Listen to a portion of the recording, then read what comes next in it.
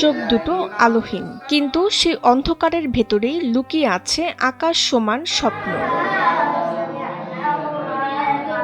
আঙুলের স্পর্শে ব্রেইল হরফগুলো চিনে মনের গভীরে গেঁথে নিচ্ছেন পবিত্র কোরআনের প্রতিটি আয়াত।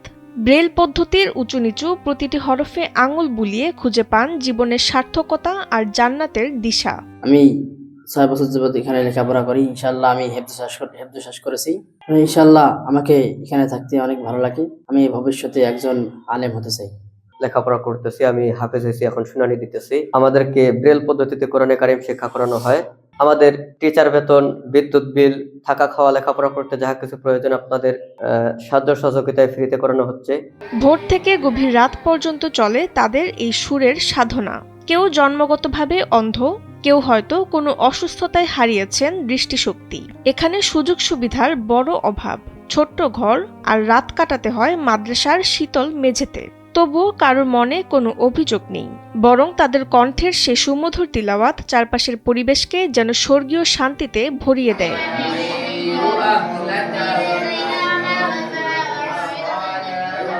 এদের কেউ হাফেজ হয়েছেন, আবার কেউ বড় আলেম হয়ে সমাজের সেবা করার স্বপ্ন বুনছেন। যখন এই মাদ্রাসার খোঁজ পাই নাই, তখন আমি একা একা বাসায় বসেছিলাম। আমার ভাই বোনেরা সবাই স্কুল যেত, আমার মনটা খারাপ হতো। তখন এই মাদ্রাসার খোঁজ পেয়ে আমি এখানে আসলাম।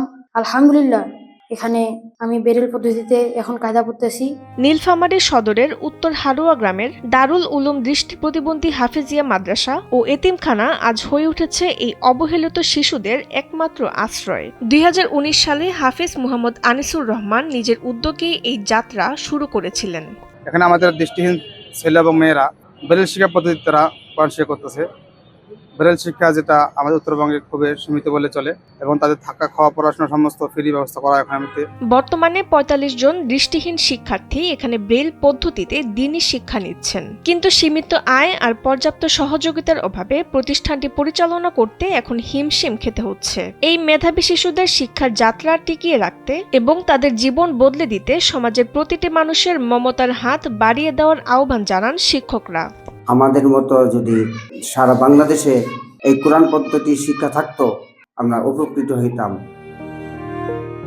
নীলফামারী থেকে মাহমুদ হাসানের পাঠানো তথ্যচিত্রে ডেস্ক রিপোর্ট তাসনিম হোসেন লিয়া।